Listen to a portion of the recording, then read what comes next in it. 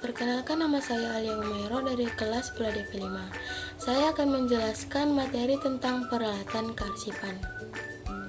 Peralatan kearsipan itu merupakan alat atau sarana yang digunakan dalam bidang kearsipan.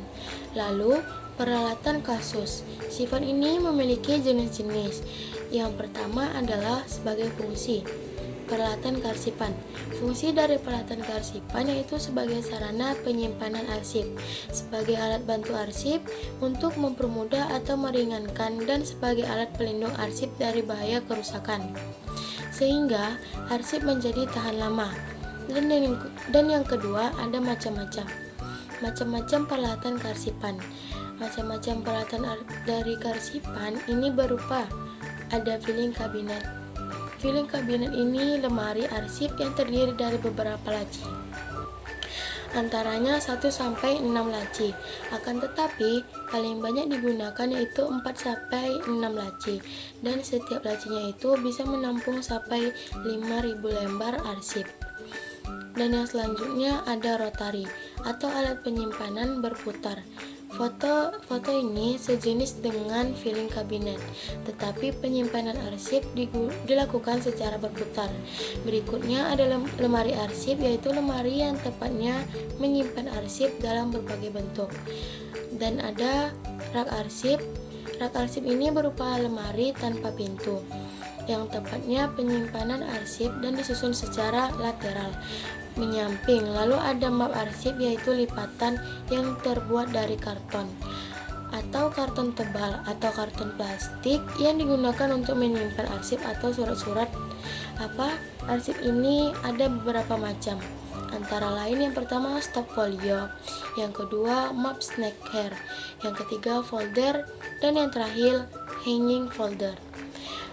Dan selanjutnya ada guide, yaitu lembaran kertas tebal atau karton yang digunakan sebagai petunjuk, dan atau sekat pemisah dalam penyimpanan arsip guide. Ini terbagi menjadi dua bagian, yang pertama tab guide, yang kedua badan guide, dan yang selanjutnya ordner, yaitu map besar dengan ukuran sekitar 5 cm. Yang di dalamnya terdapat besi penjepit. Dan selanjutnya ada snapper, itu alat yang digunakan untuk menyatukan sejumlah kertas. Dan selanjutnya ada perforator, yaitu alat untuk melubangi kertas atau kartu. Lalu berikutnya ada numerator. Numerator itu alat untuk membubuhkan nomor pada lembaran dokumen. Numerator ini dibedakan menjadi dua bagian. Yang pertama ada nomor kecil yang angkanya kecil dan terdiri dari 4-6 digit. Yang kedua ada numerator besar, yaitu ukuran angkanya lebih besar dan terdiri dari 6 digit. Lalu ada kotak atau box, itu kotak yang digunakan untuk menyimpan arsip yang bersifat inaktif. Dan selanjutnya ada alat sortir, yaitu alat yang digunakan untuk memisahkan surat atau warkat yang diterima, diproses, dikirimkan, dan disimpan ke dalam folder masing-masing. Selanjutnya adalah label, yaitu alat yang digunakan untuk memberi judul pada map atau folder. Selanjutnya teller, file, yaitu alat semacam kotak yang terbuat dari kayu atau besi untuk penyimpanan arsip yang berbentuk kartu atau lembaran yang berukuran kecil. Selanjutnya ada kabinet, yaitu alat yang digunakan untuk menyimpan kartu indeks dengan menggunakan laci-laci. Selanjutnya ada rak atau laci kartu, yaitu laci-laci yang disusun secara teratur dalam rak penyimpanan kartu ukuran kecil yang disusun secara vertikal. Dan yang terakhir ada alat penyimpanan khusus, yaitu alat yang digunakan untuk menyimpan arsip dalam bentuk-bentuk yang khusus seperti flash disk, CD, dan kaset. Lalu berikutnya ada 3 istilah penting yang berkaitan dengan penyimpanan arsip. Adapun yang pertama, pengarsipan horizontal, itu penempatan atau penyimpanan arsip atau dokumen yang dilakukan secara mendatar horizontal, dan dokumen saling bertumpu pada rak atau laci. yang tidak terlalu dalam, dan yang kedua ada pengarsipan vertikal, yaitu penetapan atau penyimpanan arsip atau dokumen atau map yang dilakukan secara tegak lurus vertikal, di mana arsip disusun menderet ke belakang.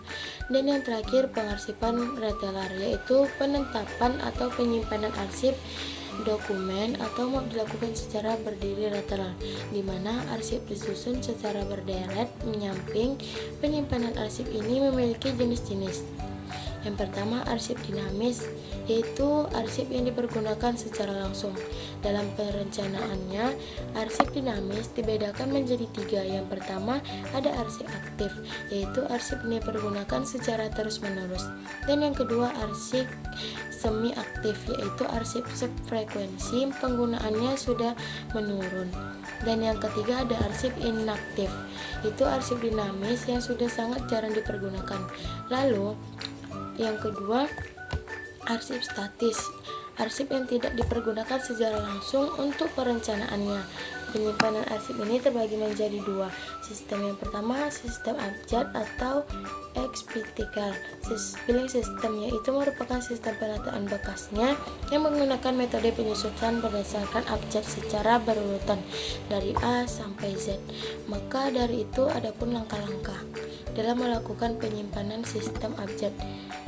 Yang pertama menampungkan, dan kedua penelitian, yang ketiga pengindeksan, yang keempat pengkodean, yang kelima penyortiran, dan yang keenam penyimpanan.